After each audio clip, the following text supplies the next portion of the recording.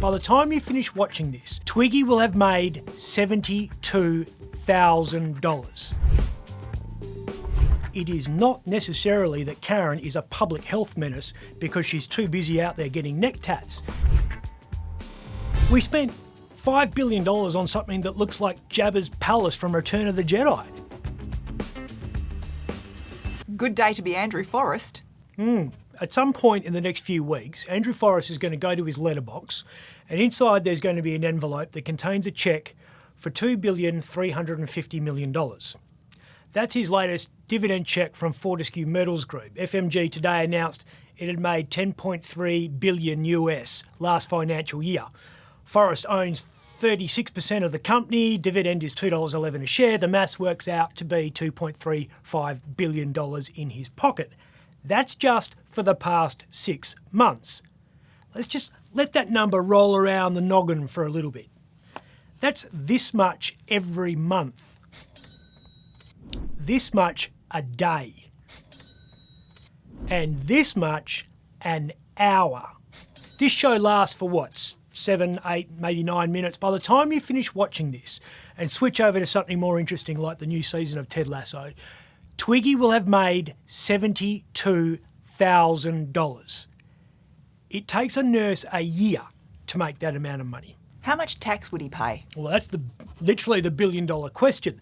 Fortescue issued what's known as a fully franked dividend. This system was introduced to eliminate double taxation. It stops the government having two bites at the cherry by taxing the company when it makes a profit, then taxing the shareholder who receives that same profit as a dividend. Now, this doesn't mean Twiggy pays no tax, though.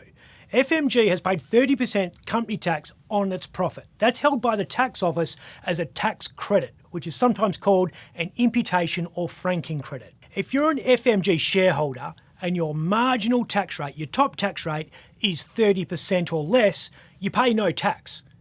But that's not Twiggy. Let's assume Andrew is on the top tax rate of 45 cents on the dollar. That kicks in if you earn more than 180 grand a year. We just showed you he makes that in 20 minutes, so I think he's there. He also has to pay the Medicare surcharge, like many of us. That's 2%, so he's on the hook for 47%.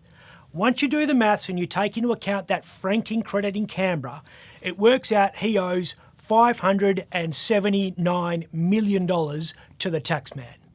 Now, billionaires don't get rich by writing cheques, and I'm sure that Forrest minimises his tax like the rest of us do. He pays a lot of money to the Minderoo Foundation, which is a registered charity, deductible I assume, and I'm assuming there's family trusts and other things involved as well. Either way, this guy is loaded like no other Australian in history. He got another dividend cheque for $1.64 billion just a few months ago, and last year he got two more. One for $1.1 billion and one for $844 million. Only $800 million, that was a lean year. Oh, baked beans on toast, all the way at the Forrest household back then. He's taken $8 billion in dividends from Fortescue since 2011. It's astonishing money, but good on him. He built this thing from nothing. This is how far he's come. In 2003, he goes to Diggers and Dealers in Kalgoorlie to talk up a company he's just changed the name of from Allied Mining and Processing to Fortescue Metal Group. There was no S on metal back then. He changed it to Metals Group a few months later. I don't know why. Anyway, he talked up FMG big time back then. It was trading at 10 cents a share. It ended today around $21. And a lot of people made a lot of money. Crazy, crazy money. In 2003, around the time Twiggy was at Diggers, a bloke from Sydney invested $1 million in Fortescue. Today, his family company has 93 million shares worth just shy of $2 billion. 1 million to 2 billion. A Chinese guy Twiggy randomly runs into at a steel conference in 2004 was so desperate to get some shares, he paid 40% over the prevailing share price just to secure some stock. Everyone thought he was a complete idiot, but he turned $7 million into $700 million in under 4 years. This is one of the best ones. Forrest's mum, Judy, talk about faith in your kids. She gets in early and buys 600,000 shares. By 2008, they're worth $50 million. And that was when the stock was half its current price. Hey, you've been giving the calculator a bit of a workout on the weekend, and you did some maths on the vaccine rates. Yeah, the Battle of Suburbs are getting criticised for being vaccine laggards. People in the western suburbs are more likely to have had one or both jabs, according to new stats that have come out of the last couple of days. Be careful, people are still complaining about your Karen joke last week. So it's probably not surprising that Daphne from Dalkeith is more likely to have had the jab than Karen from Kwinana. Look, I'm coming to Karen's defence. It's not Karen's fault. It is not necessarily that Karen is a public health menace because she's too busy out there getting neck tats. It comes down to the fact poorer areas often have bigger populations. For every Daphne from Dalkeith, which is in the city of Nedlands, there are 1.9 Karens. 3/4 of people in Nedlands have had that first dose. That's 13,833 people. Slightly less than 40% of people in Kwinana have had their first dose, which equates to 13,793 people. So in absolute terms, almost exactly the same number of people in Nedlands and Kwinana have had their first jabs. And let's remember, Karens don't have as many places to get the jab. This is part of the problem. The two biggest centres in WA are PCEC in the city and the showgrounds at Claremont. Statistically, Daphne is more likely to work in a white-collar tertiary job, which is more likely to be in the CBD, right next door to the convention centre. And when she comes home, she drives past the showgrounds on the way to her house. More importantly, her friends are all GPs, and they all set their practices up in the western suburbs because none of them want to work an hour away in Peel. We all know that getting in to get the jab is the hard bit. Karen's competing with more people who are lining up at fewer places. Here are the populations of the top 5 councils with the highest vaccination rates. That's 72,200 people. And here are the populations of the top 5 council areas with the lowest rates. That's 341,000 people. The poorer areas have 270,000 more people to vaccinate. It's just a numbers game. Maybe we can turn Yagan Square into a vax hub. If we did, it would fail.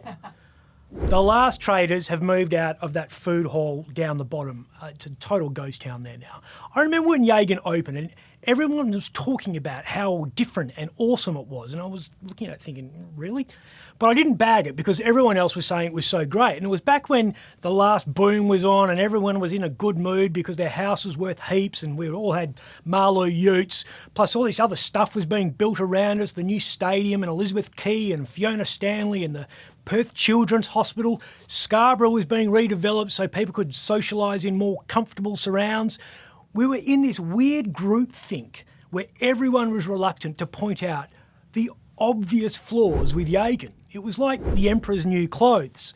And we all know who the Emperor was at the time. Plus, being named after an Aboriginal warrior, you kind of felt a bit racist by saying it was crap. But in the cold light of day, it's crap. We spent $5 billion on something that looks like Jabba's palace from Return of the Jedi. We've just been in denial about it. McGowan opens it in 2018 and says it's our version of Fed Square. Has he ever been to Melbourne? Not even free porn could save it. Remember a few years ago, someone hacked the big screen, the digital tower, and started streaming Pornhub? Yep. Brilliant, but even that couldn't get people there. We were promised so much with that whole sinking the railway thing, joining Northbridge and the city, and it sounded good, but have you walked through there lately? Yep.